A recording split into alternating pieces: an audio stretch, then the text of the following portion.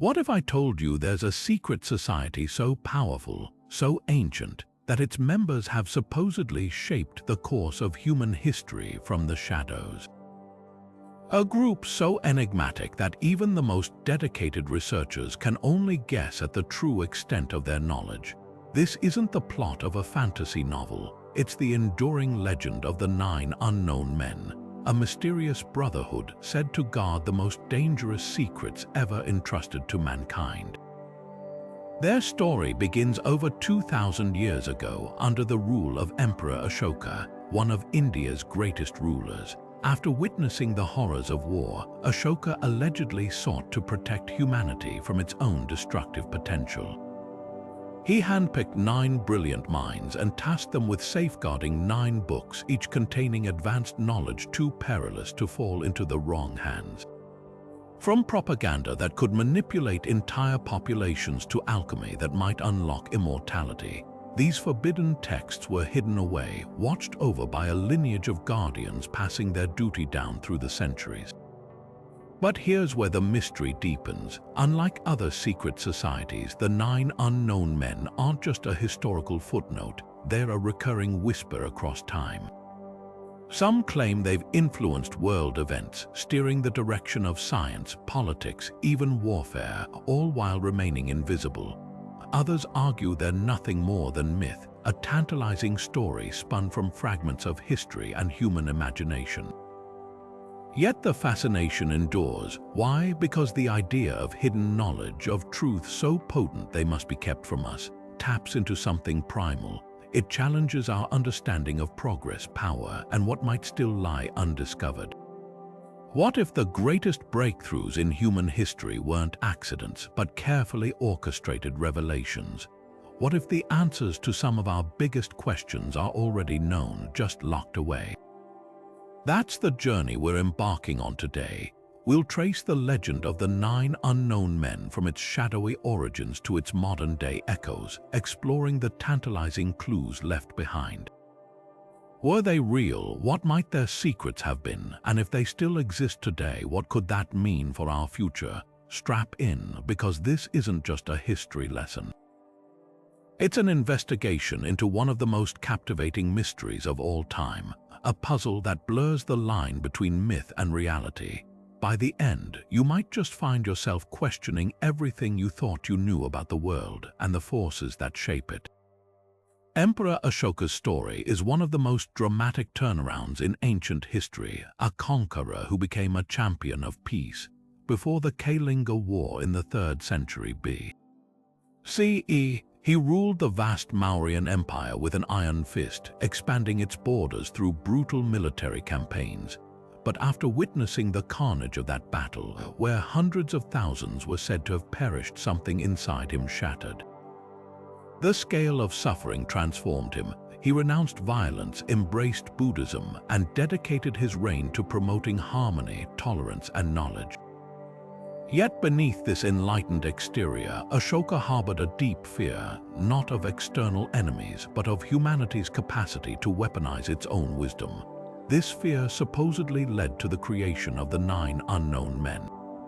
The Mauryan Empire was no backwater. It was a powerhouse of innovation with breakthroughs in metallurgy, medicine, and urban planning that rivaled anything in the ancient world. Ashoka realized that knowledge wasn't just power, it was a double-edged sword. The same science that could heal might also poison. The rhetoric that could unite crowds might just as easily manipulate them. So legend claims he handpicked 9 scholars, each a master in their field, and entrusted them with 9 books containing the empire's most dangerous discoveries. Their mission: to protect these secrets not just from enemies, but from humanity itself until we were ready to wield them responsibly.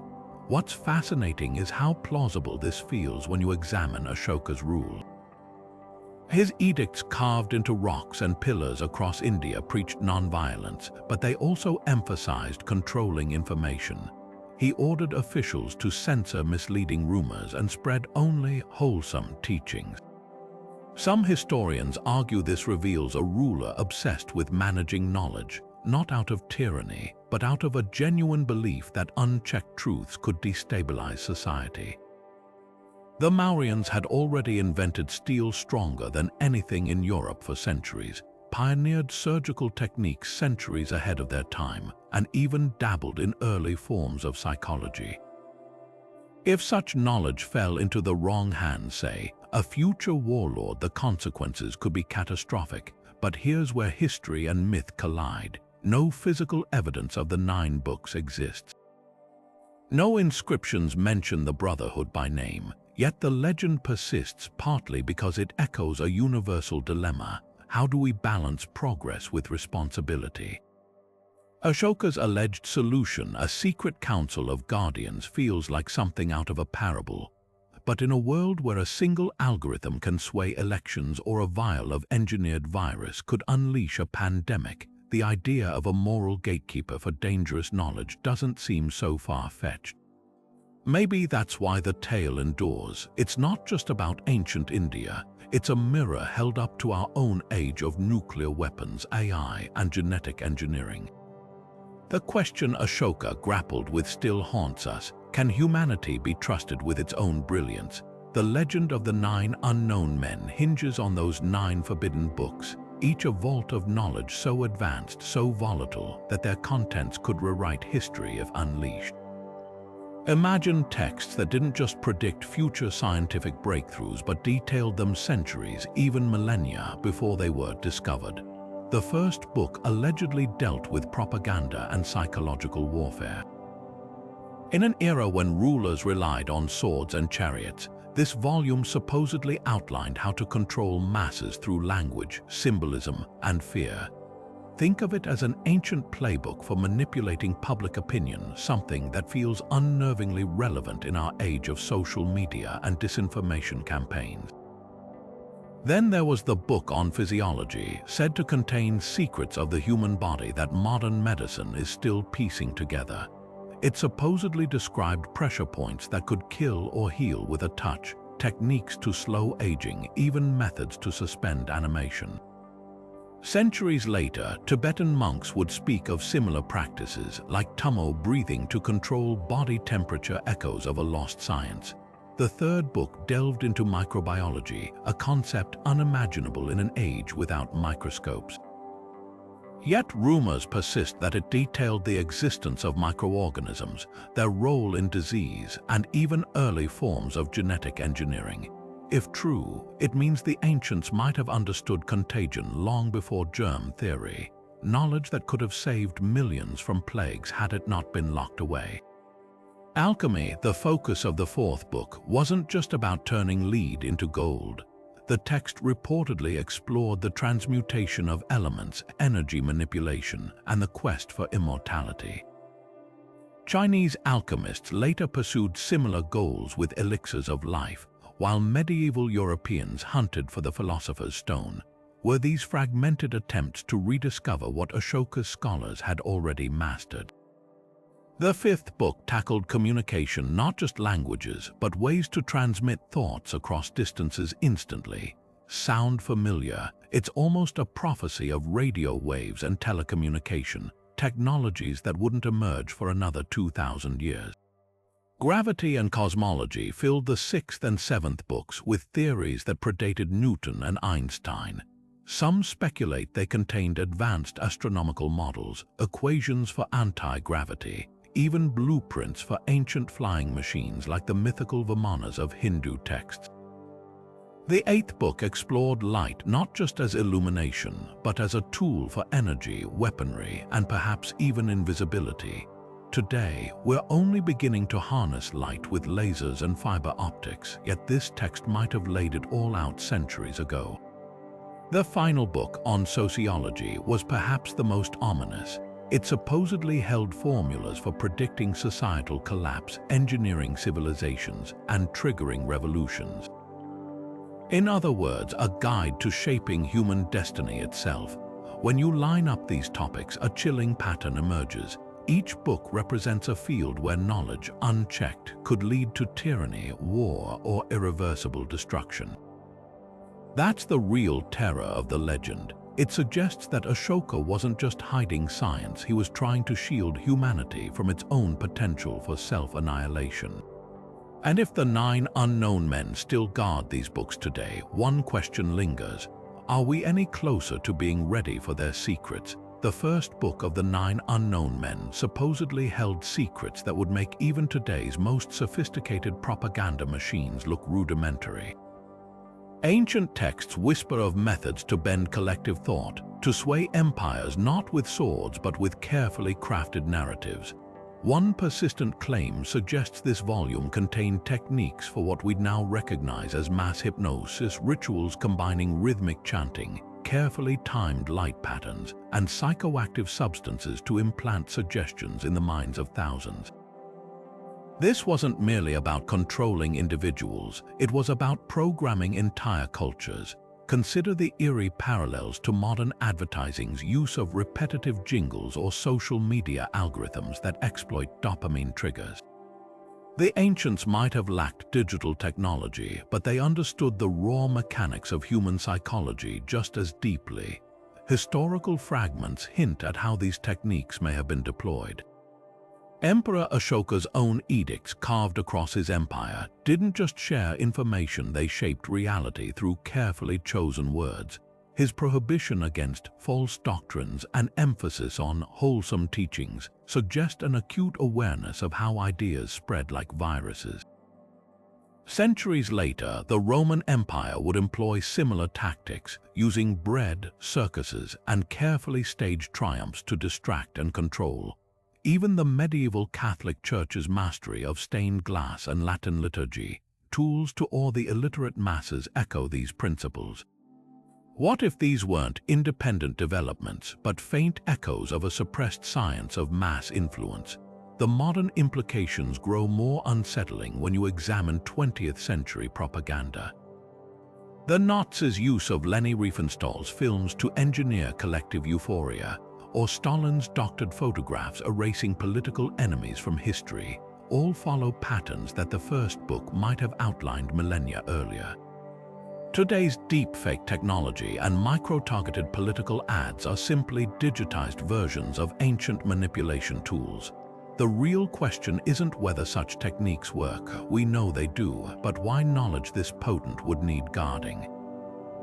Perhaps Ashoka understood something we're still grappling with, that the ability to shape minds is more dangerous than any weapon. In an age where a single viral post can ignite global panic or topple governments, the line between ancient secret and modern reality blurs disturbingly. Some researchers point to India's traditional storytelling methods as possible surviving fragments of this lost art. The oral epics like the Mahabharata weren't just entertainment, they were cultural programming, embedding moral codes through vivid narratives.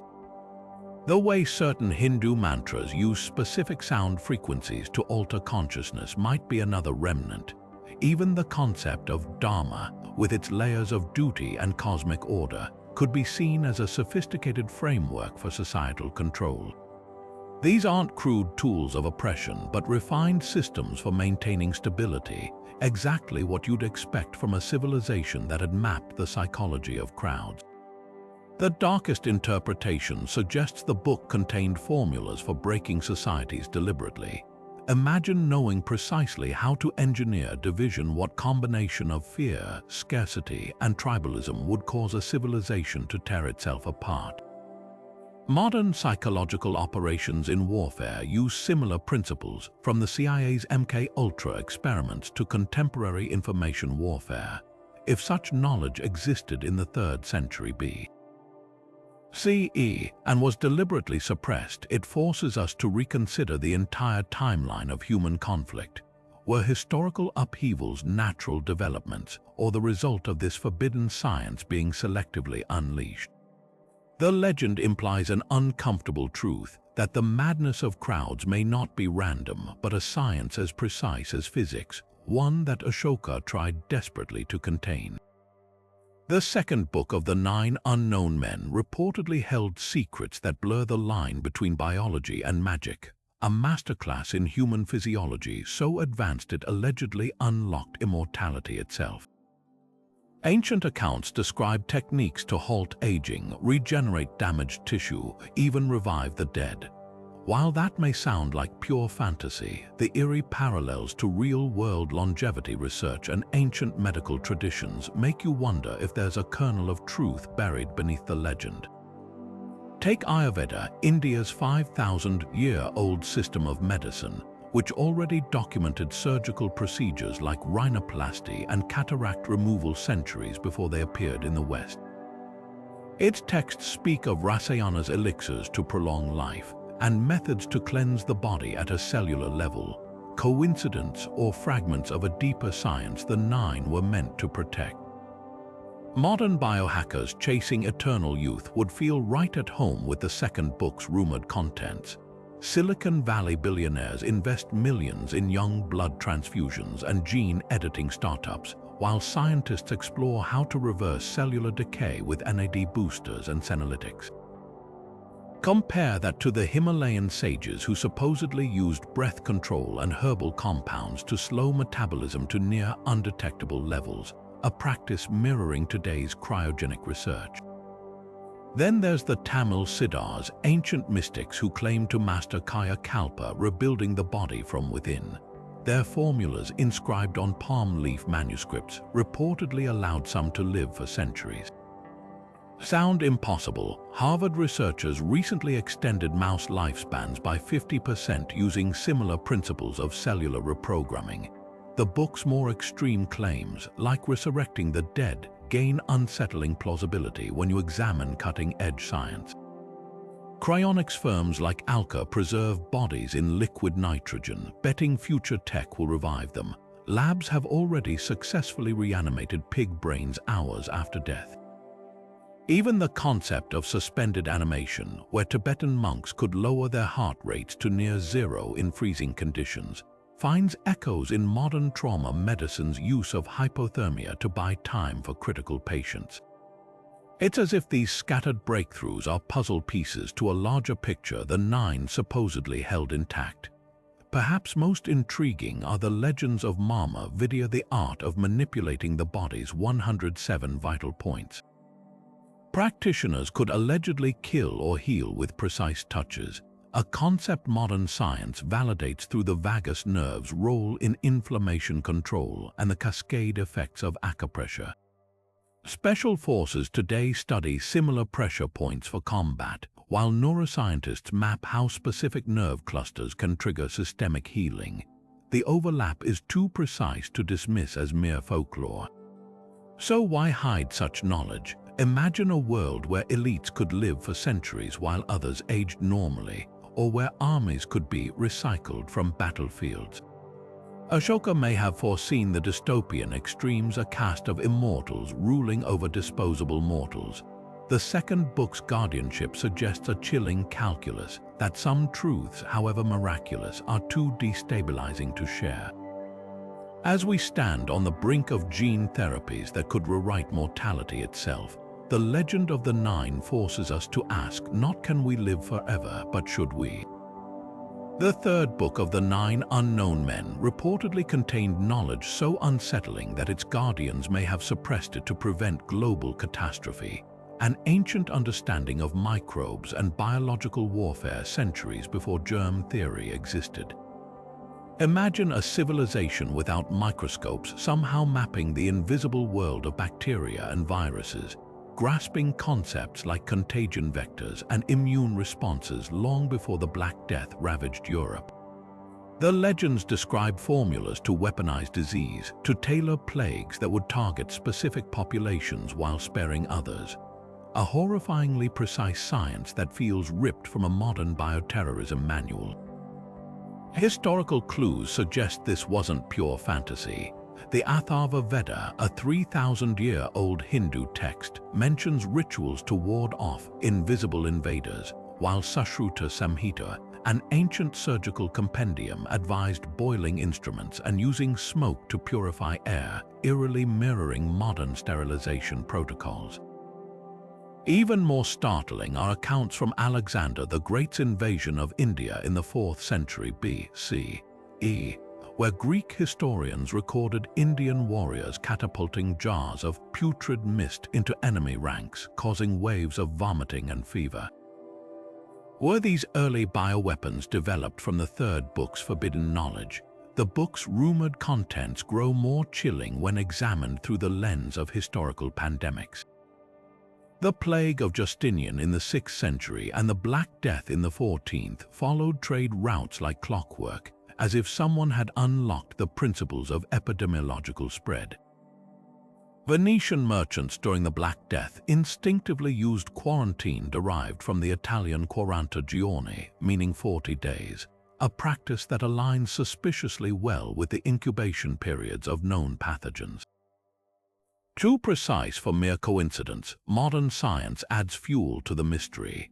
In 2008, researchers analyzing the remains of a Spanish flu victim uncovered traces of a genetically engineered hybrid virus, sparking debates about whether the 1918 pandemic was natural or manipulated. Fast forward to 2020, when CRISPR gene editing tools made it possible to customize viruses in labs, exactly the kind of power the third book might have described. Perhaps the most haunting question isn't whether ancient societies understood microbiology, but whether they applied it. Accounts from the Mahabharata describe sudden plagues wiping out entire armies, with survivors speaking of wind-borne death. The Babylonian Epic of Era features a god unleashing a pestilence that selects its victims like a harvest, sparing children and the elderly. These aren't vague metaphors, they're disturbingly clinical descriptions of tailored biological attacks. The ethical dilemma at the heart of the third book's legend remains painfully relevant today. In a world where synthetic biology kits are available online and a single rogue scientist could engineer a pandemic, Ashoka's alleged decision to hide this knowledge feels less like paranoia and more like prophecy. The real terror isn't just that the ancients might have mastered germ warfare, it's that we're now catching up to them, with no 9 unknown men standing guard.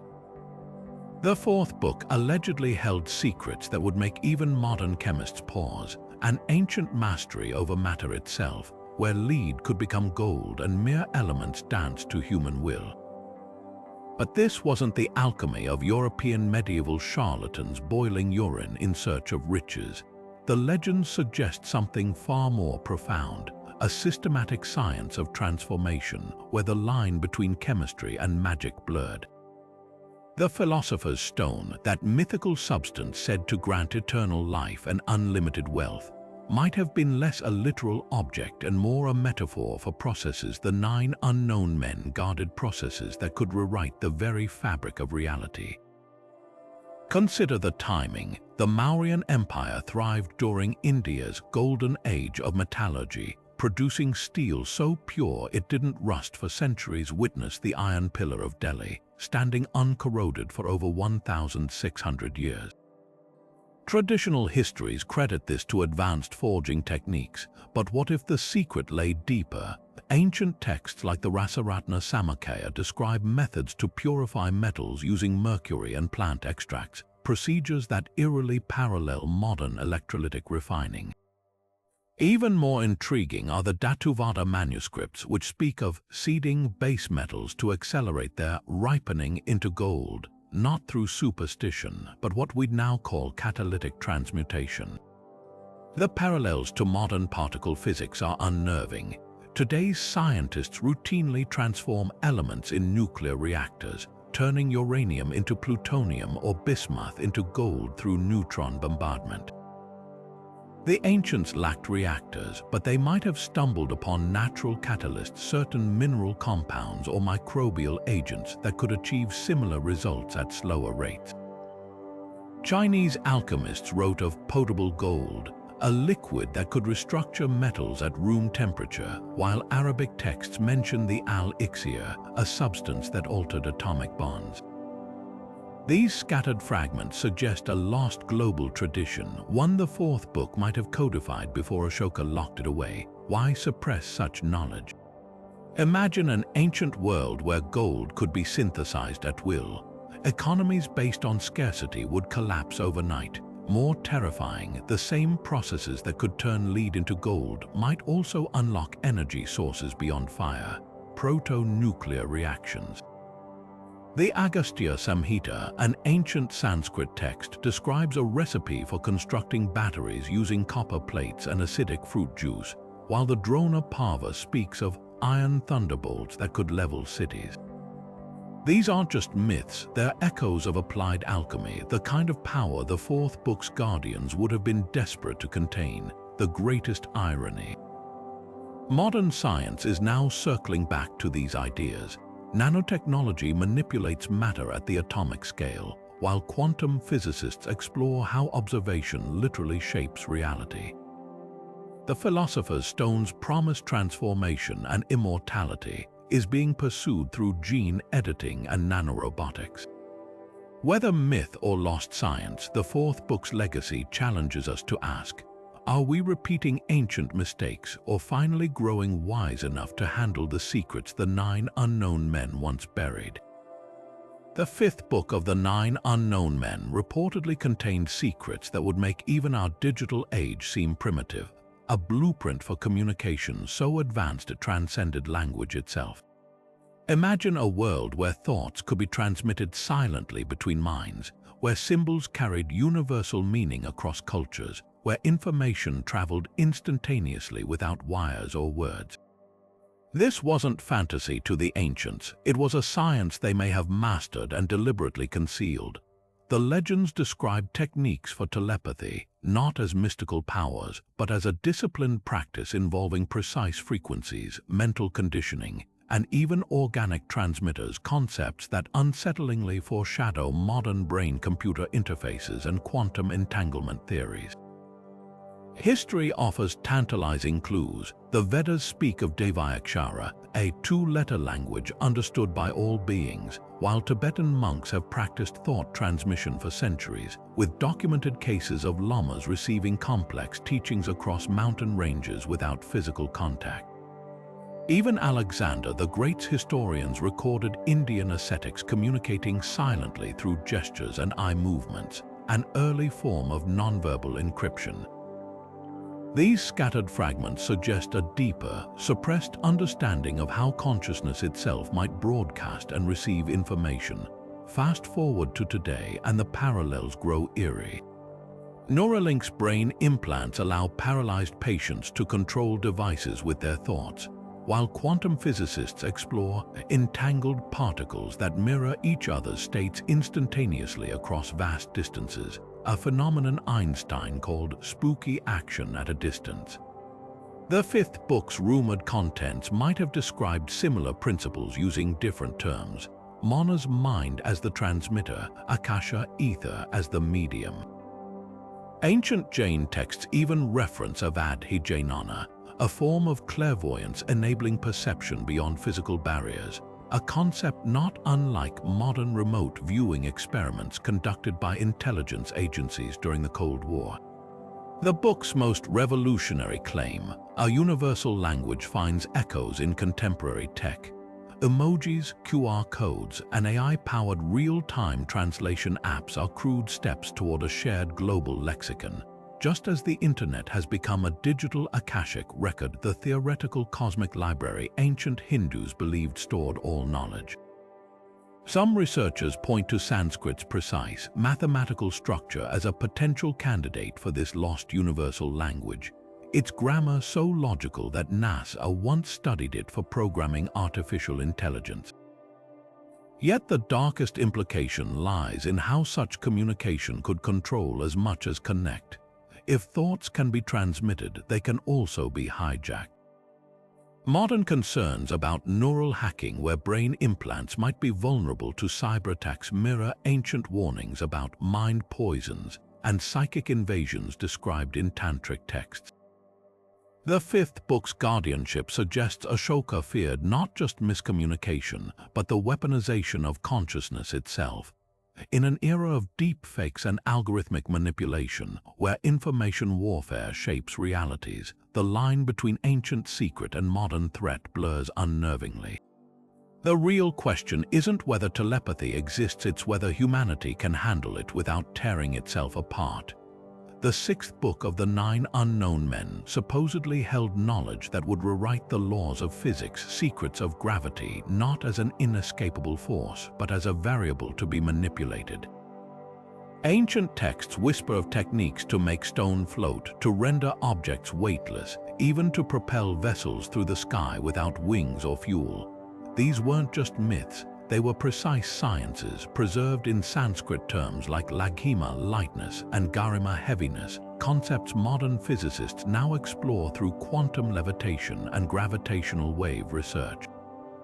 The most striking evidence comes from the Vimana Shastra, a controversial text describing Vimana's intricate flying machines said to soar using mercury vortex engines and crystal energy.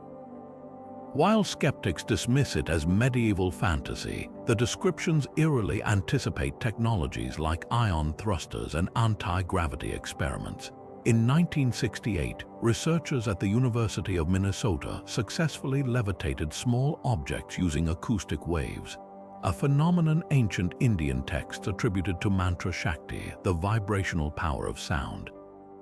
Even NASA experiments with superconductors and magnetic repulsion mirror the Vimana blueprint's emphasis on mercury engines and rotating magnetic fields. But the implications grow deeper when examining historical accounts.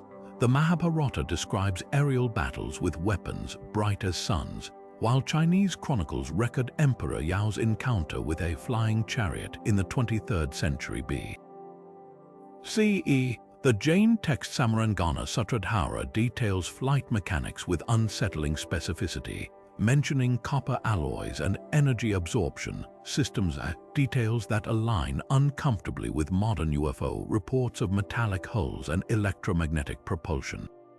Could these scattered records be fragments of the sixth book's suppressed knowledge? Modern physics adds fuel to the mystery.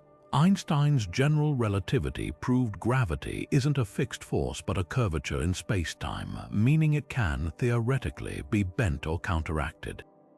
Today's scientists manipulate gravity at microscopic scales using Bose-Einstein condensates, while projects like DARPA Gravity Control Initiative openly research anti-gravity technologies. The real shocker, declassified Pentagon files on UAP's unidentified aerial phenomena describe aircraft performing maneuvers that defy known aerodynamics, sudden stops, 90-degree turns, precisely the capabilities ancient texts attribute to Vimanas. The darkest question isn't whether anti-gravity exists, but why it remains hidden. If such power fell into the wrong hands, it wouldn't just revolutionize travel, it would nullify borders, weapons, entire defense systems. Ashoka may have grasped the destabilizing potential, a world where the sky itself becomes a battleground.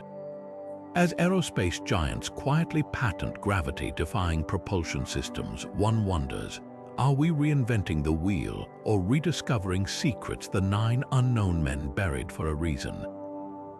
The seventh book of the Nine Unknown Men reportedly contained a vision of the cosmos so vast, so precise, that it challenges everything we assume about ancient astronomy. Unlike the flat Earth myths of medieval Europe, this text allegedly described a universe of swirling galaxies, infinite multiverses, and celestial mechanics that wouldn't be formalized until Newton and Einstein. Hindu cosmological texts like the Surya Siddhanta calculated the Earth's diameter with startling accuracy as early as the 5th century, while the Vishnu Purana spoke of countless Brahmandas, self-contained universes, each with its own physical laws. These weren't vague metaphors, they were mathematical models suggesting a lineage of astronomical knowledge far older than recorded history. Consider the parallels to modern astrophysics. The ancient concept of yugas, cyclical ages lasting millions of years, mirrors today's understanding of cosmic epochs, from the Big Bang to eventual heat death. The Rig Veda's description of Hiranyagarbha, a golden womb from which all creation emerged, aligns unnervingly with inflationary theory's singularity. Even more striking are the Puranic accounts of time dilation, tales where sages return from celestial realms to find centuries have passed on Earth, echoing Einstein's relativity. How could civilizations without telescopes grasp concepts like space-time curvature, unless, of course, they'd inherited fragments of the seventh book's forbidden wisdom? The book's rumored contents grow more unsettling when examining artifacts. The Delhi iron pillar, forged over 1,600 years ago, shows no signs of corrosion, a feat modern metallurgists attribute to its unique phosphorus content, but which ancient texts credit to alignment with cosmic energies. The Kailasa temple at Ellora, carved from a single rock face with near-impossible precision, aligns with solstice sunrises in ways that suggest advanced celestial mapping. Even the Hindu nakshatra system divided the sky into 27 lunar mansions millennia before Western astrology adopted the zodiac. These weren't just observations, they were applications of a deeper cosmic blueprint. Modern science is now catching up to these ancient ideas. Quantum physics explores parallel universes through string theory, while telescopes like James Webb peer back to the universe's infancy, confirming Hindu cosmology's cyclical creation and destruction. The book's most radical claim that consciousness shapes reality finds echoes in quantum experiments where observation collapses probability waves. Perhaps the Nine didn't guard these secrets out of fear, but because they understood a truth we're only beginning to glimpse, that to master the cosmos, humanity must first master itself. The eighth book of the Nine Unknown Men might be the most eerily prescient of all, a manual for wielding light not just as illumination, but as a tool for energy, destruction, and even invisibility.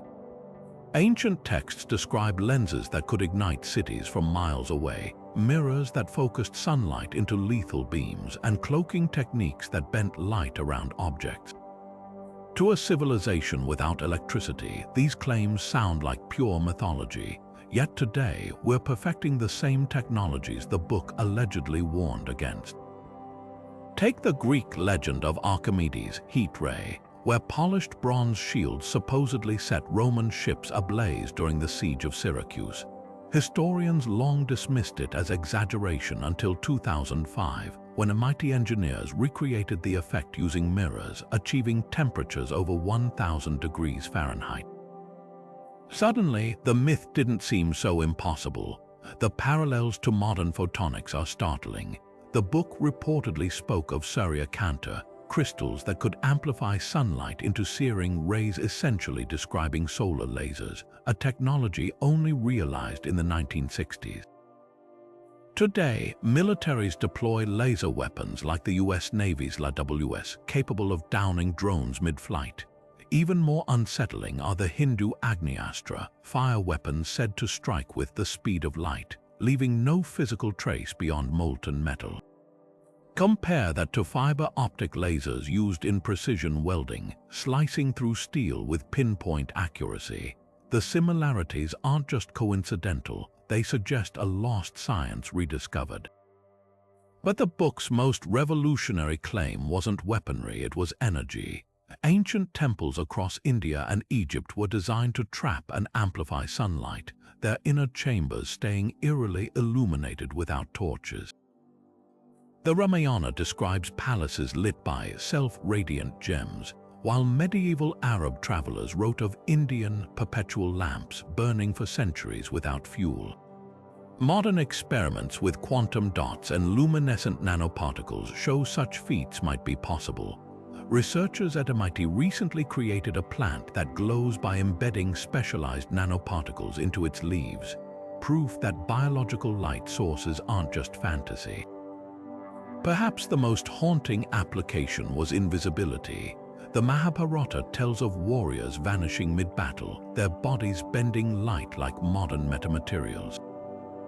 Today's invisibility cloaks use microscopic structures to redirect electromagnetic waves around objects, exactly the principle ancient texts ascribed to Antardhana, the art of disappearance. The US military's quantum stealth program openly researches similar technology, while metamaterial labs manipulate light in ways that defy classical optics. The ethical dilemma at the book's core is painfully relevant. Solar farms promise clean energy, but high-energy lasers could make warfare instantaneous and indiscriminate.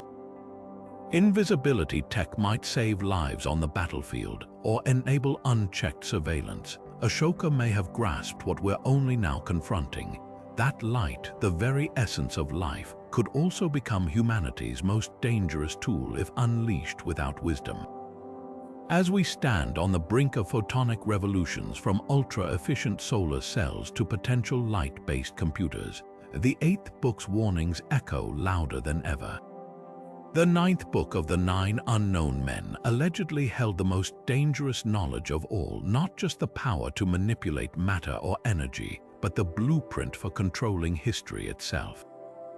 This wasn't merely a study of societies, it was a precise science for predicting their collapse, engineering their rebirth, and perhaps even directing the flow of human destiny. Imagine a formula that could calculate the exact moment a civilization would fracture, not through vague prophecy, but through variables like resource depletion, class tension, and cultural fatigue. The terrifying genius of this book lies in its premise that empires don't rise and fall by accident, but according to patterns as calculable as the orbits of planets.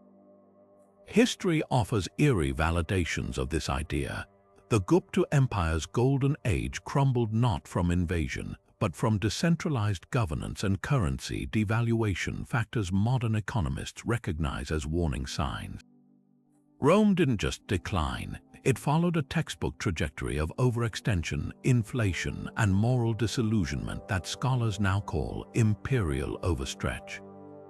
Even the fall of the Maya mirrors this pattern, with deforestation and drought triggering societal cascades that archaeologists can trace almost hour by hour in sediment layers. These aren't coincidences, they're echoes of a science the 9th book might have codified millennia before Ibn Khaldun or Spengler penned their theories of cyclical history. Modern geopolitics plays out like a shadow of this ancient knowledge.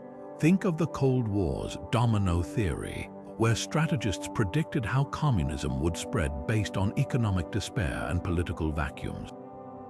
Or today's algorithms forecasting social unrest by analyzing unemployment rates and social media sentiment, digital descendants of the 9th book's rumored equations of upheaval. The most chilling parallel lies in how certain regimes actively engineer societal breakdown elsewhere. Declassified documents reveal how intelligence agencies have destabilized nations by manipulating bread prices, amplifying ethnic divisions, or flooding markets with counterfeit currency tactics that align suspiciously well with the Mahabharata's descriptions of kingmakers who topple realms without drawing a single sword. What makes the 9th book uniquely unsettling is its purported solution to this cycle, not prevention but controlled demolition. Some interpretations suggest it contained protocols for triggering resets, planned collapses that purge systemic rot while preserving core knowledge. The Vedic concept of pralaya, periodic dissolution before renewal, hints at this. In modern terms, it's the equivalent of a controlled forest fire preventing a catastrophic wildfire. We see glimmers of this thinking in today's Great Resets and Build Back Better rhetoric, the uneasy sense that some crises aren't entirely accidental. The ultimate question isn't whether such a science exists, but who gets to wield it. If history truly follows predictable laws, then whoever masters them becomes the unseen architect of our collective future. That's the true horror Ashoka may have foreseen, not the end of civilization, but its endless manipulation by those who cracked the code. As we stand at what many feel is another cyclical breaking point, the 9th book's legend forces us to ask, are we witnessing natural decay or the playing out of an ancient formula, one designed not to save humanity but to forever control it? Over the centuries, whispers of the 9 unknown men's identities have surfaced like shadows flickering across history's pages, each figure tantalizingly brilliant, each just plausible enough to fuel speculation. Take the case of Sushruta, the ancient Indian physician often called the father of surgery. His detailed texts on reconstructive procedures and anesthesia date back to 600 CE, yet describe techniques Europe wouldn't rediscover until the Renaissance. How could one man's knowledge leapfrog millennia? Unless, of course, he wasn't working alone, unless his breakthroughs were fragments of a larger, guarded tradition passed down by the Nine. Then there's the enigma of Pope Sylvester Roman II, a 10th century scholar monk whose innovations defied his era. Born Gerbert of Aurillac, he studied in Islamic Spain where he allegedly encountered forbidden sciences, returning to Europe with an uncanny grasp of astronomy, mechanics, and even early computing devices like his famed bronze oracle head. Contemporaries accused him of demonic pacts, but the truth might be stranger. What if his genius stemmed from accessing slivers of the Nine's hidden knowledge? His obsession with Indian numerals and celestial navigation mirrors concepts from the 7th and 8th books, suggesting a thread connecting him to the legend. The trail grows hotter in the Mughal era with the polymath Fathallah Shirazi, chief advisor to Emperor Akbar. His 16th century blueprints for multi-barrel guns, water-powered mills, and even early air conditioning systems read like extracts from the 4th book's alchemical engineering. More tellingly, Shirazi spoke of a chain of masters stretching back to antiquity, guardians of wisdom too potent for public dissemination. Similar echoes surround the Tamil sage Agastya, credited with inventing the first battery and documenting herbal flight elixirs technologies that align suspiciously well with the 6th book's anti-gravity secrets. But the most compelling candidates emerge from unexpected corners. Consider the mysterious Black Monks of medieval Tibet, an order of lamas who purportedly possessed manuscripts detailing atomic structure and quantum physics centuries before Bauer and Heisenberg. Or the shadowy figure known only as the Greek who appeared in Charlemagne's court, demonstrating gravity-defying gadgets before vanishing without a trace. These weren't isolated geniuses, they form a pattern of individuals flashing extraordinary knowledge, then retreating into obscurity as if bound by some unseen oath. The most chilling possibility that the Nine aren't fixed individuals at all, but roles passed down like sacred torches. When one guardian dies, another inherits both their book and their anonymity.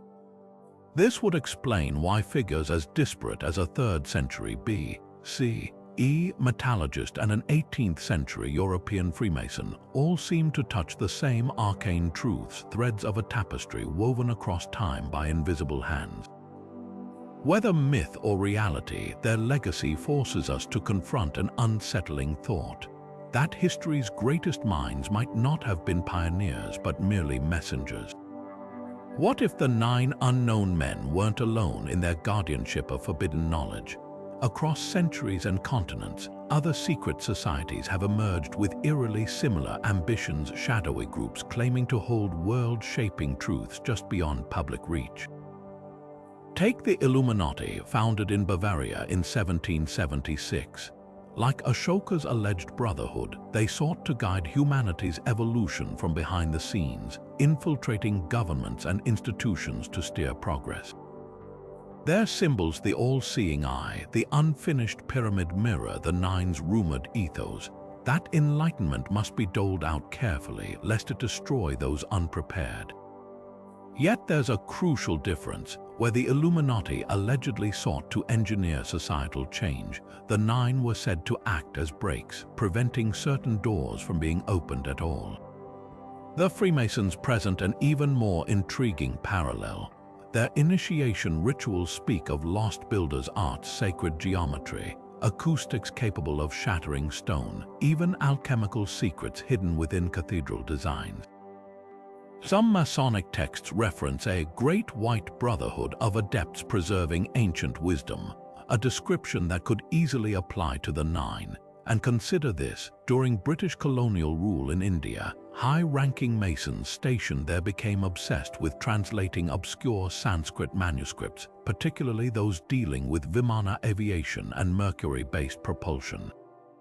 Coincidence or evidence of a clandestine knowledge transfer? The timing is suspicious. Just decades later, late 19th century, Europe saw an explosion of rediscovered technologies eerily resembling those described in the Nine's purported books.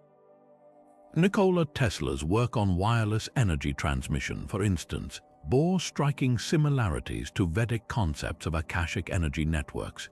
Then there's the Thule Society, the occult group that later birthed the Nazi SS.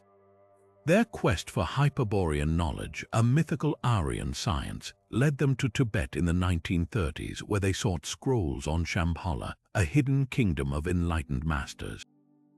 Historical records show Nazi scientists attempting to build mercury vortex engines and bell-shaped aircraft based on these texts, direct echoes of the sixth book's anti-gravity secrets. The Thule's obsession with purity mirrors Ashoka's fear of knowledge's misuse, albeit twisted into monstrous form.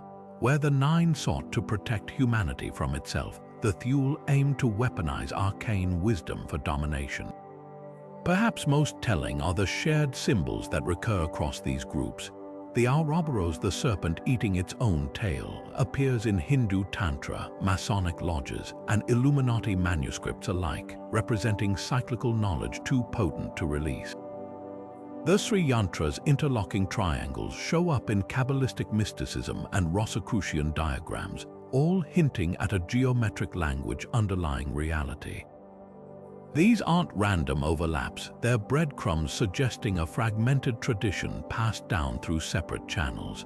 The real question isn't whether these groups communicated, it's whether they were all drawing from the same hidden source, like branches of a tree whose roots remain buried. One chilling theory connects them all, that the Nine unknown men didn't just guard knowledge, they selectively leaked it.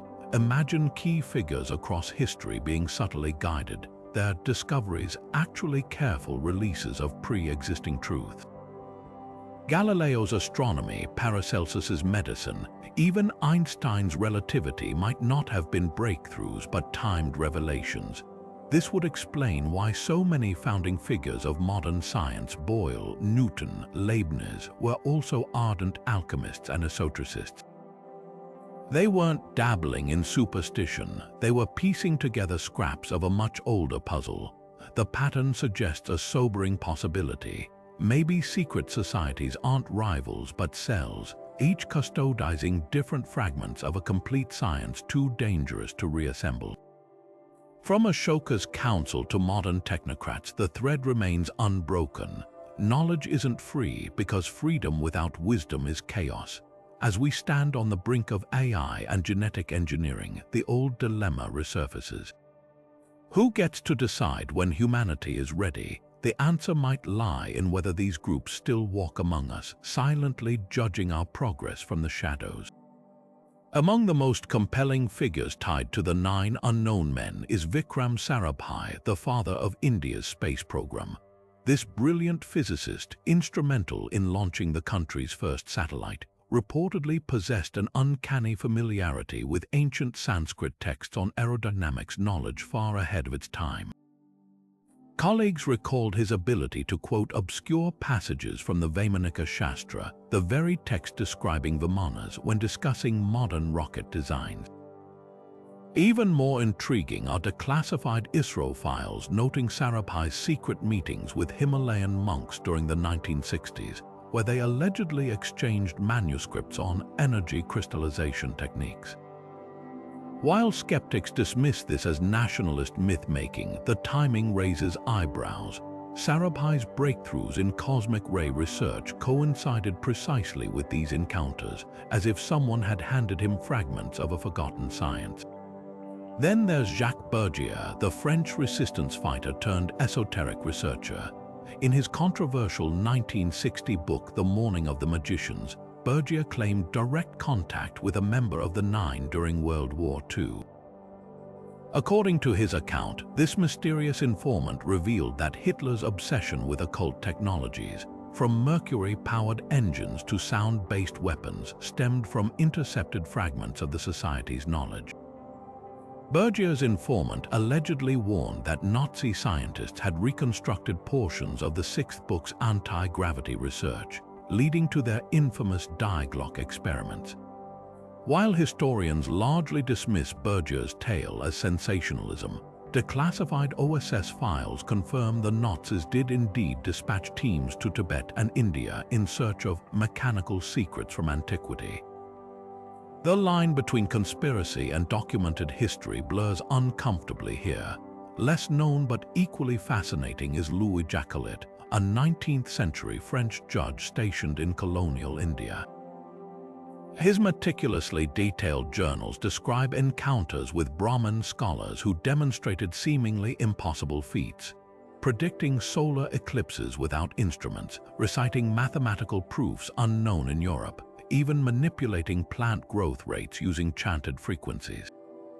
Jacquelet became convinced these men were initiates of a hidden scientific tradition, writing in 1875 that the Hindus possess laws of nature which our academies have not yet dreamed of. His reports influenced Nikola Tesla's later experiments with resonant energy, suggesting a chain of whispered knowledge stretching across continents and centuries. What makes these accounts so haunting isn't just their specificity, but the patterns that emerge. Sarabhai, Berger, and Jacquelet operated in vastly different eras and fields, yet all described encounters with custodians of a unified ancient science.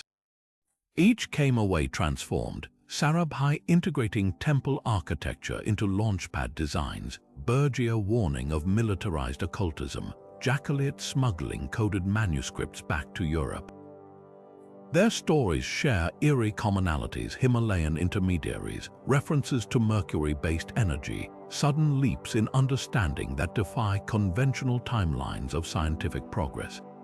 The credibility question lingers. Could these simply be cases of brilliant minds projecting their own genius onto exotic myths? Perhaps, but consider this. Sarabhai's early rocket schematics bear unsettling similarities to diagrams in the Samaranganasatradhara, a 12th century text he couldn't have fully translated at the time. Berger's warnings about Nazi occult labs were later corroborated by Allied intelligence. Jacquelet's impossible botanical claims now align with modern research on sound wave agriculture. Coincidences pile up until they start looking like clues, footprints left by a brotherhood that may have shaped history's greatest minds while remaining forever in shadow. The legend of the 9 unknown men has seeped into modern conspiracy theories like a shadowy blueprint, framing our deepest suspicions about hidden powers controlling humanity's progress. In an era where whistleblowers expose government surveillance and corporations patent unexplained technologies, the idea of a 2,000-year-old brotherhood suppressing breakthroughs no longer feels far-fetched. It feels like a prism through which to interpret our world. Take the recurring claims about suppressed energy technologies. When inventors like Nikola Tesla spoke of harvesting free energy from the atmosphere before their work was mysteriously discredited or seized, conspiracy theorists point to the 4th book's rumored alchemical secrets as proof of an ancient playbook for controlling power sources. The parallels are unsettling. Just as Ashoka allegedly feared societies collapsing if gold could be synthesized at will, modern petrol economies might crumble if zero-point energy or cold fusion became mainstream. The shadow government narrative finds eerie resonance with the Nine's legend too. From QAnon's deep state to rumors of a secretive, majestic 12 overseeing UFO disclosures, these theories all hinge on the same premise, that unelected elites manipulate history behind closed doors. The difference: the 9 were said to act as moral gatekeepers, while today's alleged cabals are painted as malevolent hoarders. This shift reflects our cynical age where ancient guardianship has warped into modern exploitation. Even UFO lore intertwines with the legend. Claims that crashed alien crafts operate on Mercury-based propulsion systems mirror the 6th book's Vimana technology, fueling speculation that recovered extraterrestrial tech might actually be repurposed human knowledge from the 9's vault. Why do these ideas persist? Because they offer a seductive explanation for the gaps in our understanding. When a scientist like Royal Rife, who claimed to cure cancer with frequency therapy in the 1930s, dies under suspicious circumstances, or when labs studying anti-gravity mysteriously lose funding, the Nine's legend provides a coherent villain. It's easier to believe in a deliberate conspiracy than to accept that progress is messy, that genius is often ignored, and that bureaucracy slows innovation. The myth endures because it transforms chaos into order, randomness into design. Popular culture has amplified these connections. Dan Brown's The Da Vinci Code borrowed the Nine's archetype for its secretive priory of Sion, while Marvel's Black Panther essentially reimagined them as Wakanda's tribal council guarding vibranium. Video games like Assassin's Creed and Tomb Raider feature shadowy groups controlling ancient tech, directly channeling the Nine's ethos. These aren't just fictional tropes, they're modern retellings of humanity's oldest anxiety. That truth is never fully revealed, only rationed by those deemed worthy. The darkest twist lies in how the internet has democratized these theories. Reddit threads dissect Sanskrit texts for hidden aerodynamics formulas. TikTok algorithms amplify claims that COVID vaccines contain nanobots straight out of the third book's microbiological horrors.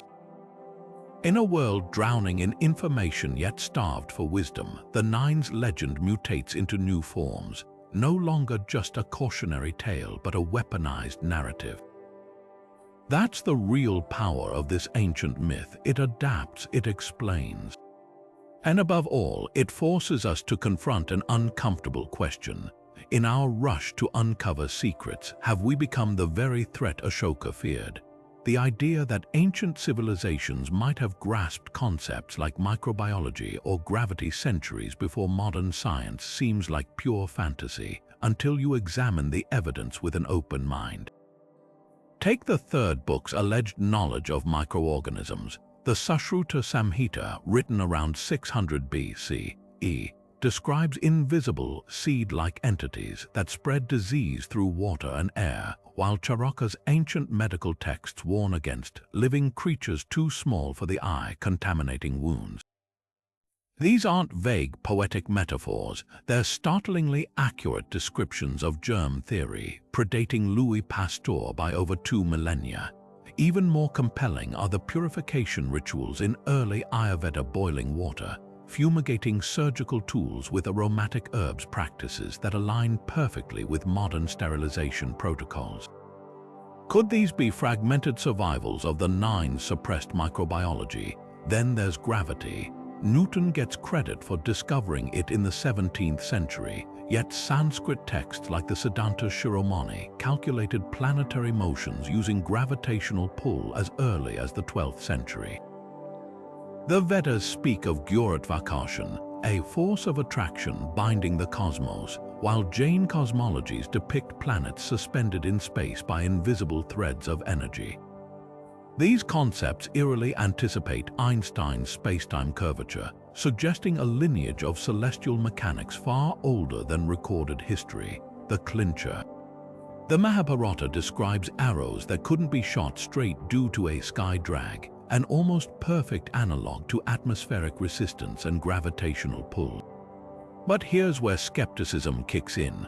Archaeologists haven't unearthed microscopes from Ashoka's era nor anti-gravity devices. The counterargument is compelling. Maybe ancient scholars were brilliant intuitives, observing cause and effect without understanding underlying mechanisms. When Ayurvedic texts noted infected wounds festered near stagnant water, they might have deduced invisible seeds of illness without comprehending bacteria. Similarly, early astronomers tracking planetary orbits could have mathematically modeled gravity without grasping its universal nature. This distinction between observational wisdom and systematic science is crucial. It suggests the Nine's secrets might have been half-understood insights later validated by rigorous experimentation. Yet modern physics keeps stumbling upon echoes of these ancient ideas. Quantum entanglement's spooky action at a distance mirrors the Hindu concept of Akasha, an ether connecting all things. String theories vibrating multidimensional threads recall descriptions in the Upanishads of cosmic strings humming creation into being. Even the placebo effect, where belief triggers measurable physiological changes, aligns with Ayurvedic claims that consciousness can alter biology. The line BETWEE and Chinese letter knowledge ahead of its time, and myth blurs when cutting-edge science starts sounding like ancient scripture. Perhaps the real mystery isn't whether the ancients knew more than we think, but why we're so resistant to the idea. After all, history is littered with impossible knowledge later proven true, from continental drift to epigenetics.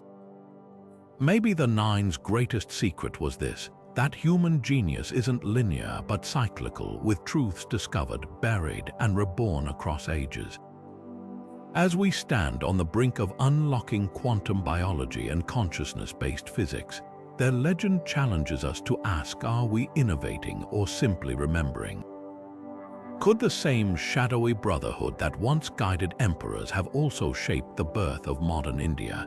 The idea that the 9 unknown men influenced figures like Gandhi and Subhas Chandra Bose isn't as far-fetched as it sounds when you examine the strange synchronicities surrounding India's independence movement. Take Gandhi's concept of satyagraha, nonviolent resistance, as a moral force. While he credited Tolstoy and Thoreau, the method's precision feels almost engineered, as if distilled from the first book's principles of mass psychology. His ability to paralyze an empire without firing a shot mirrors ancient techniques for controlling crowds through symbolic gestures and moral authority, exactly the kind of knowledge Ashoka's scholars might have preserved. Even Gandhi's iconic Salt March carried eerie echoes of Vedic purification rituals, turning a simple act of defiance into a nationwide spellbinding spectacle. Then there's Subhas Chandra Bose, the fiery revolutionary who vanished into the jungles of Southeast Asia, only to reappear with an army capable of challenging the British Raj. Declassified files reveal his fascination with tantric manuscripts and Himalayan mystics during his exile. Witnesses reported Bose meeting with ascetics in Burma who allegedly shared strategies from antiquity for undermining colonial powers' tactics that suspiciously resemble the Ninth Book's formulas for societal collapse. His infamous radio broadcasts from Germany, which galvanized millions with coded phrases and hypnotic repetition, could have been lifted straight from the playbook of ancient psychological warfare. The British themselves noted how Bose's propaganda seemed uncannily effective, as if he'd unlocked some lost science of persuasion. The most compelling evidence lies in the timing. India's independence unfolded with almost mathematical precision, exploiting Britain's post-war exhaustion while avoiding the bloody civil wars that plagued other decolonizing nations.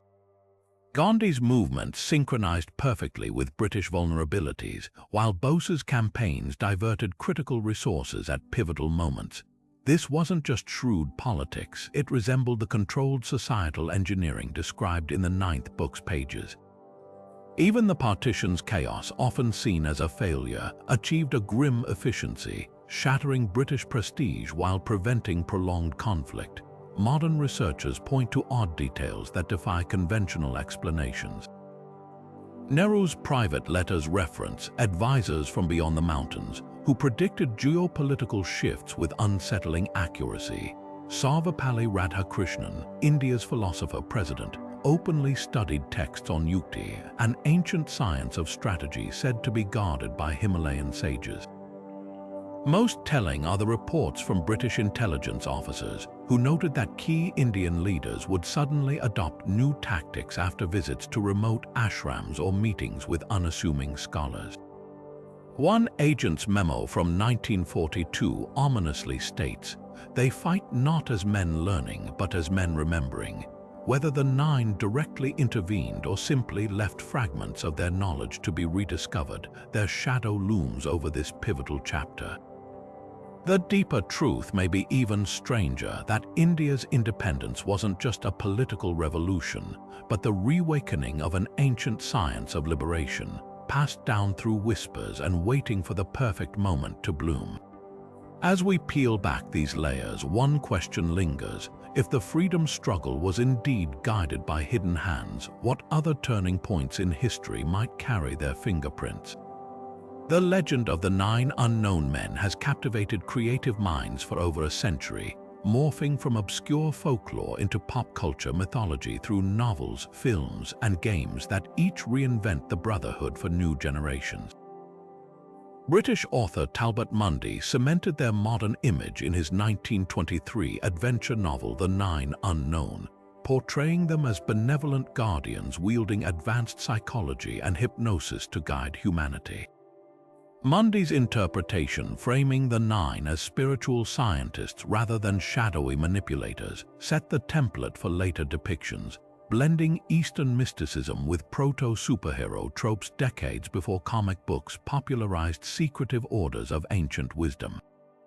His book's enduring influence surfaces in modern conspiracy thrillers, from Dan Brown's labyrinthine plots to Marvel's Doctor Strange, where the Ancient One's secretive camouflage mirrors Mundy's vision of Himalayan adepts safeguarding reality-altering knowledge. Cinema amplified these themes with visual spectacle. The 1967 Bollywood film Chandrelkha featured a villainous cult hoarding ancient weapons, a clear nod to the legend, while Hollywood's Indiana Jones and the Temple of Doom reimagined the 9's guardianship as a dark obsession with mystical stones. More recently, The Man from UNCLE reboot hinted at a 2,000-year-old organization manipulating global events, its aesthetic borrowing heavily from descriptions of the Brotherhood's alleged Mercury-based technology. These portrayals often exaggerate the mystical elements, transforming the 9 into sorcerer scientists who bend physics at will, a far cry from Ashoka's original scholars, but undeniably gripping for audiences craving escapism. Video games have taken the concept furthest, embedding the 9 into interactive mythologies. Assassin's Creed's first civilization lore, with its precursor race guiding humanity through hidden artifacts, echoes the Brotherhood's alleged role in selectively releasing knowledge. Tomb Raider's shadow of the storyline pits Lara Croft against the Trinity organization, who seek a Mayan version of the 9th book's societal control formulas. Even Deus Ex's Illuminati draws inspiration from the legend, their manipulation of pandemics and economies mirroring the 3rd and 9th book's most chilling applications. These digital retellings shape public perception more than any academic text, introducing millions to the idea that history's turning points might be orchestrated by unseen custodians. Yet beneath the entertainment lies a fascinating tension. Every fictional portrayal wrestles with the same ethical dilemma: are the 9 protectors or prison wardens? The X-Files episode Kaddish presented them as tragic figures shielding humanity from its own recklessness, while the Librarians TV series framed them as arrogant elitists. This split reflects our collective ambivalence about power, whether concentrated knowledge liberates or enslaves. As augmented reality games like Ingress encourage players to hunt for ancient secrets hidden in plain sight, the line between fantasy and belief grows thinner. The 9's pop culture reinventions prove one thing: even if the Brotherhood never existed, we've collectively willed them into being, because the world feels less chaotic when someone, somewhere, is supposedly in control. The idea that the 9 unknown men might still walk among us today isn't just the stuff of midnight conspiracy forums. It's a question that taps into some of the most unsettling gaps in our modern world. Consider the sheer staying power of their legend. Secret societies like the Templars or the Thule Group rose and fell within centuries, yet whispers of the 9 have persisted for over 2 millennia. That's not just longevity, that's the kind of durability you'd expect from an organization with access to secrets like suspended animation or societal engineering. If they've survived this long, where might they be hiding? Look at the patterns in global technological leaps. The sudden emergence of Silicon Valley's Mercury-based quantum computing research, oddly reminiscent of the 6th book's alleged anti-gravity formulas. The way social media algorithms engineer mass behavior with precision that mirrors the first book's psychological warfare techniques. Even the race for life extension biotechnology echoes the second book's promises of immortality. These aren't just coincidences, they're the hallmarks of knowledge that seems to resurface cyclically, as if guided by unseen hands. Then there are the eyewitness accounts, always vague, always deniable. A French energy researcher in the 1990s claimed to have met a reclusive physicist in the Himalayas who demonstrated room temperature superconductivity using a mercury alloy, then vanished after warning that some equations must remain unsolved. A former DARPA scientist's leaked journal describes a shadowy advisory group that intervened to halt development of a sound-based crowd control weapon, citing historical precedents of misuse. Most chilling are the reports from UN diplomats who speak of a nameless consultant who accurately predicted the Arab Spring's cascading effects using a mathematical model of societal collapse, one that matched ninth book descriptions of revolutionary calculus. Could these be random encounters? Absolutely, but the consistency is eerie. Each story follows a template, a breakthrough at the edge of plausibility, a figure who disappears before verification, and a warning about consequences. It's the same pattern. Ashoka allegedly feared knowledge leaking before its time. The counter-argument is equally compelling. In our age of satellites and biometric surveillance, how could any group operate undetected? Yet history shows that secrecy thrives best in plain sight. Think of the anonymous peer reviewers who shape scientific consensus, or the undisclosed advisors who whisper policy ideas to world leaders. True influence doesn't require hooded robes. It thrives in boardrooms, academic panels, and closed-door symposiums where a few well-placed individuals can steer progress without ever being named. Perhaps the most provocative evidence lies in what doesn't happen. Breakthroughs that could destabilize economies like cold fusion or free energy repeatedly hit invisible walls. Controversial technologies from gene drives to AI alignment suddenly gain ethical oversight from nowhere. Even geopolitical shifts sometimes unfold with unnatural precision, like clockwork mechanisms set in motion long ago. The world behaves less like a chaotic system and more like a garden being pruned by unseen hands. Whether the Nine exist today isn't just a mystery, it's a litmus test for how we view progress itself. If they're real, their continued silence suggests humanity still isn't ready for its own brilliance. If they're myth, their persistence reveals something equally profound: our desperate hope that someone, somewhere, is wise enough to keep us from the fire. As we stand on the brink of rewriting life itself with CRISPR and birthing artificial minds with silicon neurons, their legend forces a haunting question.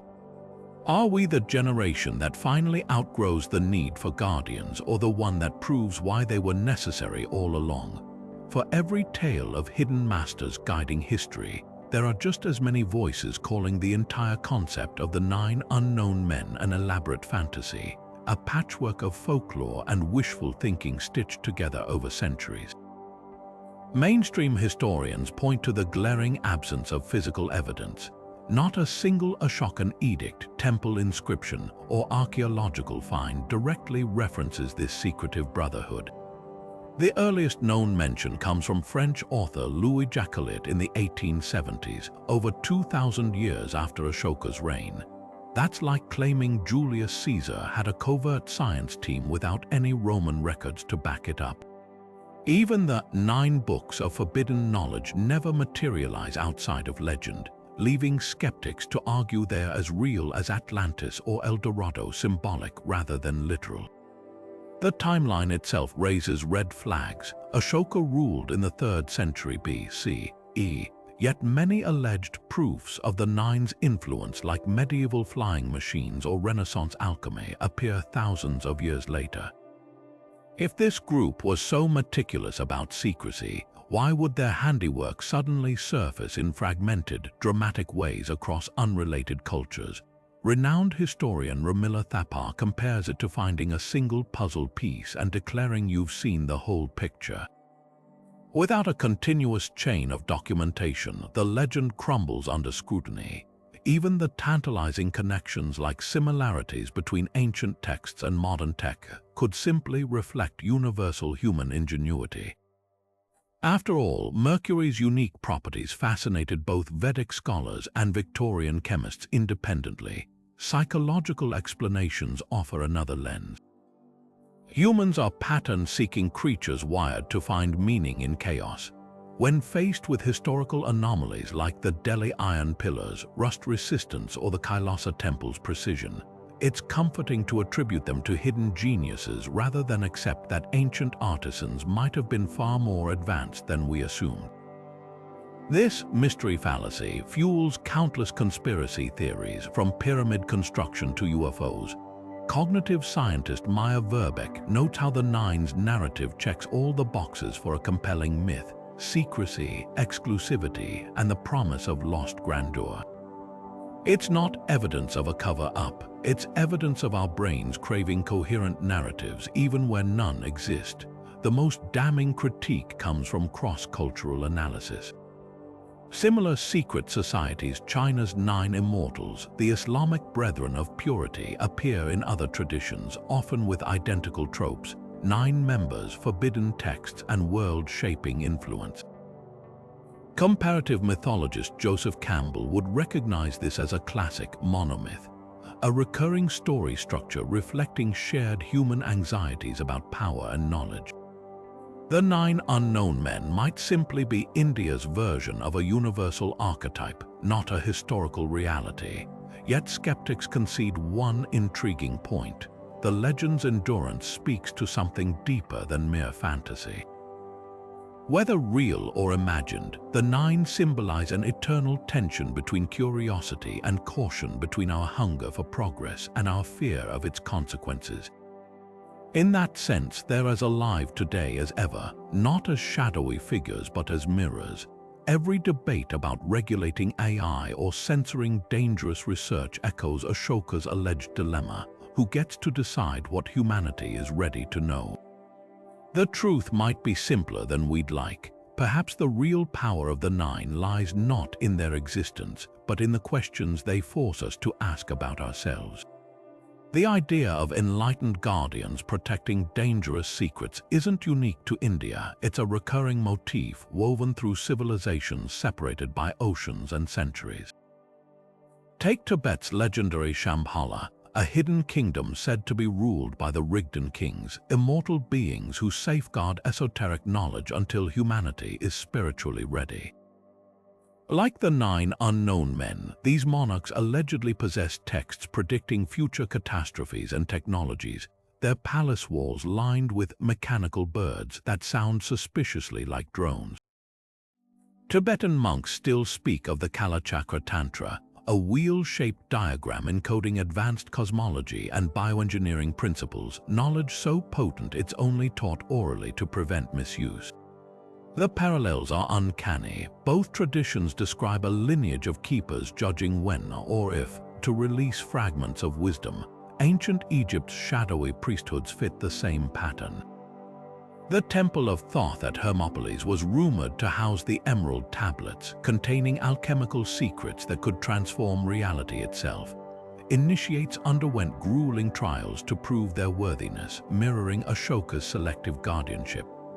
But the most striking resemblance lies in the Shemsu Hor, the followers of Horus. These elite scholars allegedly preserved predynastic sciences, from levitation to weather control, passing them down through generations while keeping them hidden from pharaohs deemed unready. A recently deciphered pyramid text describes a hall of records beneath the Sphinx, where these adepts supposedly stored blueprints for technologies that could burn the sky if misused. Whether fact or fantasy, the theme is identical: knowledge too powerful for public hands, guarded by a self-appointed few. The Maya had their own version, the Zuvuya, a council of 9 astronomer priests who maintained sacred calendars predicting cosmic cycles with pinpoint accuracy. Their Dresden Codex contains Venusian orbital calculations so precise they rival modern astronomy. Yet these same texts warn of knowledge that drowns, referencing a flood myth where earlier civilizations were destroyed by technologies they couldn't control. The Popol Vuh even describes a council of lords who deliberately obscured certain sciences after witnessing their destructive potential, preserving them only in coded architecture and star alignments. Sound familiar? It's the same ethical calculus that supposedly drove Ashoka to create his brotherhood. Even Europe's Rosicrucians and China's 9 immortals echo this archetype. The Rosicrucian Fama Fraternitatis describes a hidden vault of scientific wonders, while Taoist texts speak of mountain-dwelling sages who suppressed alchemical immortality formulas to prevent tyrannical emperors from ruling forever. These aren't isolated legends, they're variations on a universal cautionary tale. Every culture seems to have instinctively recognized that progress without wisdom is a recipe for disaster, embodying that fear in stories of secretive gatekeepers. What makes these parallels so compelling isn't just their consistency, but their shared details. The number 9 recurs bizarrely often: Tibet's 9 Rigdons, China's 9 immortals, the Mayas' 9 lords. Mercury-based technologies appear in Egyptian, Indian, and Mayan texts despite these cultures having no known contact, and all describe a tipping point, a war, a flood, a moral collapse that triggered the knowledge's concealment. These common threads suggest something deeper than coincidence, either a primal human intuition about the dangers of unchecked discovery, or faint traces of a lost worldwide tradition that the 9 unknown men might have been just one branch of. Either way, the message is clear. Long before the atomic bomb or AI, our ancestors understood that some doors, once opened, can never be closed again.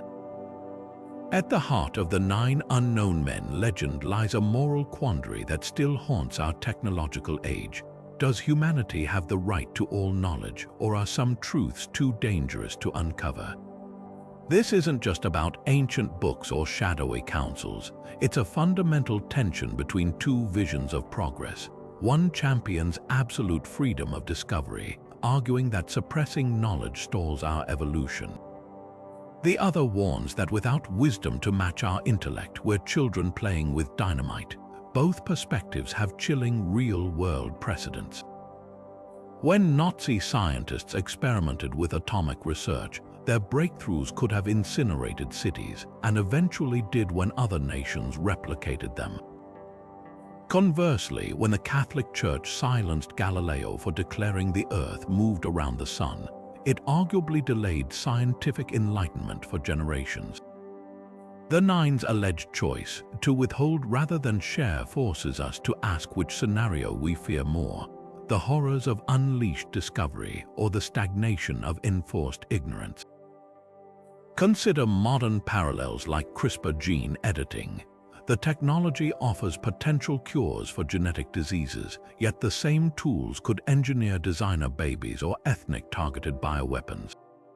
Most researchers support open collaboration, but a vocal minority argue for strict oversight, echoing Ashoka's alleged caution. Even the internet poses this dilemma, a tool that democratizes information yet amplifies disinformation, that connects billions yet fuels isolation.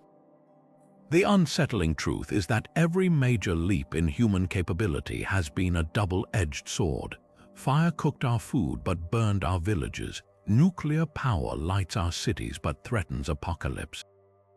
The 9's legend suggests ancient minds grasped this paradox long before Oppenheimer quoted the Bhagavad Gita upon witnessing the first atomic blast. Now I am become death, the destroyer of worlds. Yet there's a darker layer to this moral calculus. Who gets to decide what's too dangerous? The very concept of the 9 implies an elite group self-appointed as humanity's babysitters, a notion that clashes with modern values of equality and transparency. History shows how easily protective censorship becomes oppression. When medieval alchemists encoded their formulas to prevent misuse, they also slowed medical advancements that could have saved millions. When governments today classify military research as top secret, They arguably prevent arms races but also stifle civilian innovations that might emerge from shared knowledge. The Soviet Union's suppression of cybernetics research in the 1960s, fearing it would destabilize their economy, left them decades behind in computer technology. The road to dystopia is paved with good intentions, and the Nine's guardianship risks painting all humanity as irresponsible children unworthy of adulthood's tools. Perhaps the most profound irony is that the secrets themselves might be irrelevant. It's the act of hiding them that shapes civilizations. Psychological studies show that forbidden knowledge becomes exponentially more desirable, often spreading faster through black markets than open scholarship. The trace and effect proves attempts to suppress information often backfire spectacularly. If the Nine truly existed, their greatest impact might not be in what they concealed, but in the collective yearning they created. A cultural subconscious always sensing there's more to reality than we're permitted to know. This manifests today in everything from UFO conspiracy theories to quantum physics mysticism. Our modern minds still chasing those 9 forbidden books like children chasing fireflies in the dark. The legend endures because it forces us to confront uncomfortable truths about power and maturity. We live in an era where a single hacker could access nuclear codes, where garage biohackers engineer viruses, where AI development races forward without ethical guardrails. In this light, Ashoka's ancient fear feels less like paranoia and more like prophecy. The Nine's moral dilemma has become ours. In a world without gatekeepers, do we trust ourselves with the gods' tools? Or are we forever destined to recoil from the fire we've mastered, fearing both the darkness behind us and the light ahead? Their story holds no answers, only a mirror reflecting our own uneasy relationship with the forbidden fruits of knowledge.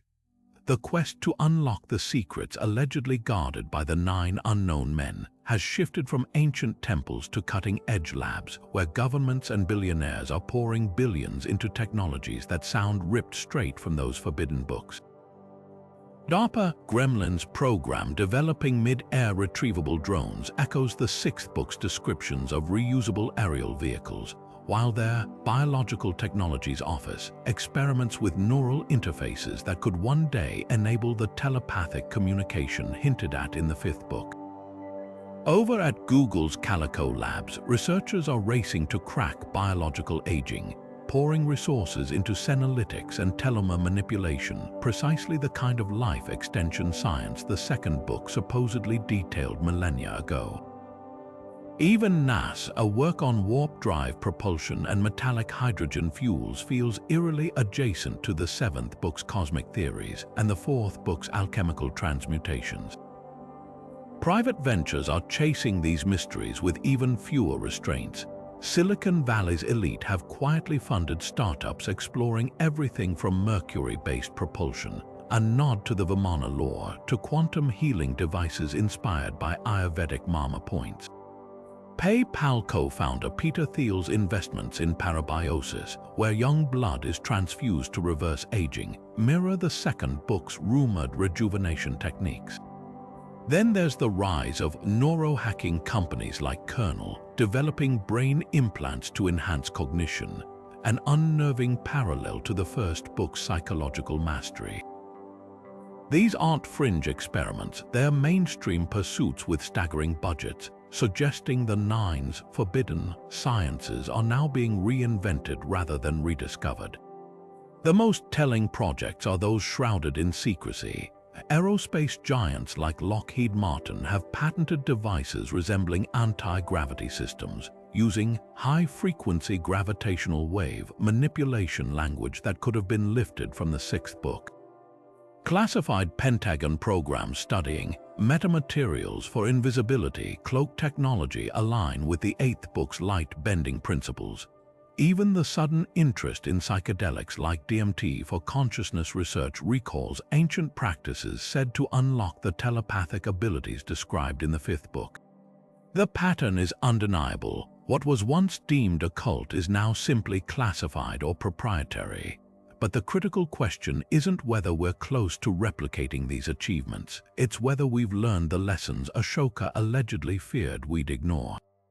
CRISPR gene editing has already led to rogue scientists creating the world's first genetically modified babies, while social media algorithms demonstrate how easily mass psychology can be weaponized.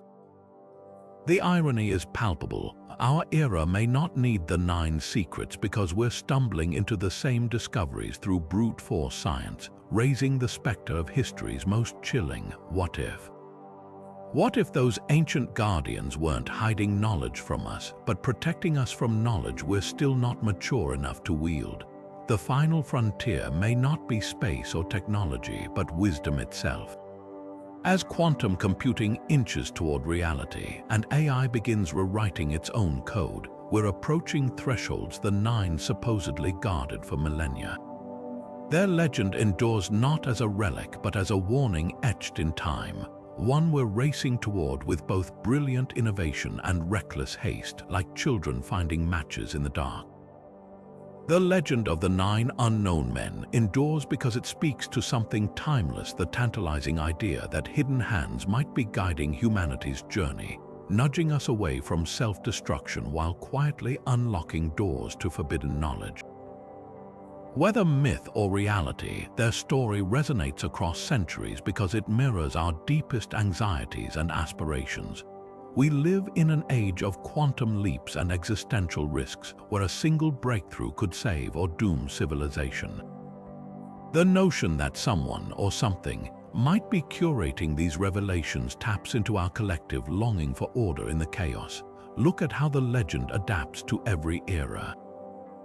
In medieval times, it was alchemists guarding the philosopher's stone. During the Industrial Revolution, whispers of secretive inventors with blueprints for perpetual motion. Today, we imagine shadowy figures controlling AI ethics or UFO technology. The 9 have become a cultural shapeshifter, reflecting whatever mysteries feel just out of reach.